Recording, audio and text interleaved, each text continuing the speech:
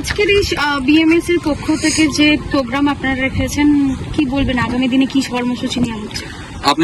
আমাদের সংবাদ মাধ্যমে সকলকেই আমি জানাই, আজকে 23শে জুলাই আমাদের ভারতীয় মজদুর সংঘের প্রতিষ্ঠাতা দিবস প্রত্যেকটি জায়গাতে পশ্চিমবঙ্গের পালন হতে চলেছে। আমার একদিকে রয়েছেন আমাদের ব্লকের যিনি ভাইস আমাদের জেনারেল সেক্রেটারি এবং আমাদের জেলার উনি অ্যাসিস্ট্যান্ট সেক্রেটারি, দুজনেই আমার পাশাপাশি রয়েছেন। ওনাদের বক্তব্যের পর আমার বক্তব্য ঠিক মানায় না, কিন্তু তাও যদি আপনি বলছেন আমি বলি, বিএমএস এর কাজ হচ্ছে প্রত্যেকটি খেটে খাওয়া মানুষের সার্বিক উন্নয়ন। শুধুমাত্র সরকারের বদলেতে আমাদের এই পশ্চিমবাংলার বদলটা আসবে না, কারণ সব থেকে যারা শোষিত হয়েছিল তারা এই লেবার মজুর ভাইরা। তাদের সার্বিক উন্নয়নের জন্য বিএমএস প্রত্যেকটা ক্ষেত্রে নিজস্ব কাজ করে চলেছে। এবং সব থেকে বড় কথা, রেলওয়ে মালগোদামে যিনি উনি বললেন, আমার আগে জানিয়েছেন আমাদের সংবাদ মাধ্যমের মাধ্যম দিয়ে, যে এখানে মানুষদের কোনো রকমভাবেতে ইপিএসআই পিএফ কিছু ছিল না, তাদের কোনো রকমভাবে সুবিধা সরকারি দেওয়া হয়নি, যদি সরকারি এখন থাকার পদ্ধতিও সেটা আমাদের লড়াই চলছে। এছাড়া আমাদের রেল, আমাদের দুর্গাপুর, আমাদের টোল ট্যাক্সে কোকোলা, আনমোল এবং সবকটাই ডানকুনির মধ্যে যে 172টা আজকে 72তম ভারতীয় মজদুর সংঘের স্থাপনা দিবস। এই উপলক্ষে পুরো ভারতবর্ষে আমাদের প্রত্যেক ইউনিটে হচ্ছে। ভারতীয় রেলওয়ে মালগোদাম শ্রমিক সংঘ কেবল রেলের যে ইউনিয়নটা, মালগোদামে যে ইউনিয়নটা উনি দেখেছে, সেই আজকে বিএমএস এর এখানে আমাদের প্রোগ্রাম ছিল। এখানকার শ্রমিক যারা ওনারা সব উপস্থিত ছিলেন। আমাদের জেলার পদাধিকারী, ইউনিটের সব পদাধিকারী এখানে ছিল। আমরা বিএমএস স্থাপনা দিবসটা পালন করলাম। এই বিএমএস এই যে আজকে সরকার ক্ষমতায় আসার পর আপনারা স্বাধীনভাবে যে করতে পারছেন আজকের এই যে কার্যক্রম, এর আগে তো করতে পারতেন না। না, এর আগে তো তালিবানি শাসন ছিল।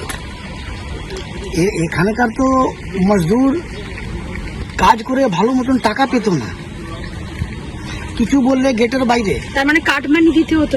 কাটমানি তো ওরা তো কন্ট্রাক্টর যারা মালটা যারা কনসাইনার আছেন তারা ওদের অজানার তো কিছু নেই। ও তো পশ্চিমবাংলার সব মানুষই জানে যে এই সরকারটা কিরকম সরকার ছিল, যে 15 বছর যে শাসনটা চললো ওটা তালিবানিতে। প্রত্যেক জায়গায় দেখছেন না, সব কাটমানি যে লিডারগুলো আছে, কি অবস্থা হচ্ছে ওনাদের। তাহলে বিএমএস এর আওতায় যে এখন শ্রমিক সংগঠন কাজ করবে, তাদেরকে কি এই তোলা মানে এই মাইনে থেকে যে কাটমানি দিতে হয় সেগুলো দিতে হবে না? না, কাটমানি না, আমাদের চিন্তাধারা আর আমরা চাইছি, সরকারও চাইছে যে মিডিয়েটার বাদ ডাইরেক্ট টোটাল এনারা কাজ করবেন, অ্যাকাউন্টে টাকা আসবে।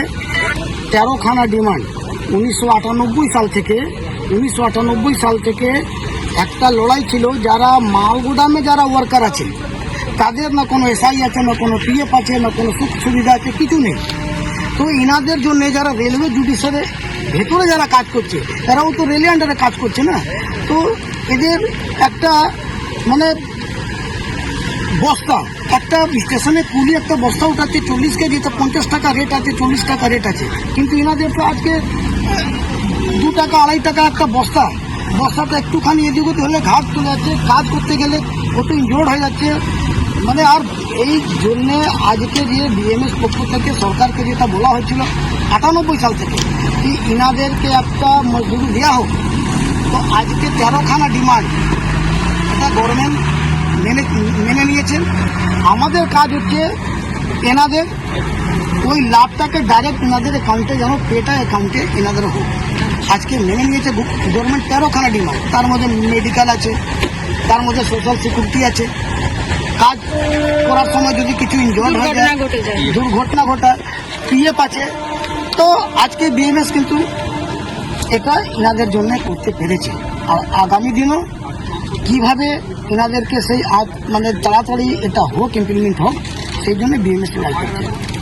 এই সংগঠন আর কোথায় কোথায় দেখতে পাওয়া যাবে? কোন মানে এই রেলের ইউনিয়ন ক্ষেত্রে দেখতে পাওয়া যাচ্ছে, আর কোন জায়গায় আপনাদের এই সংগঠন? আমাদের ভারতীয় মজদুর সংঘ প্রতিটা ক্ষেত্রে আছে।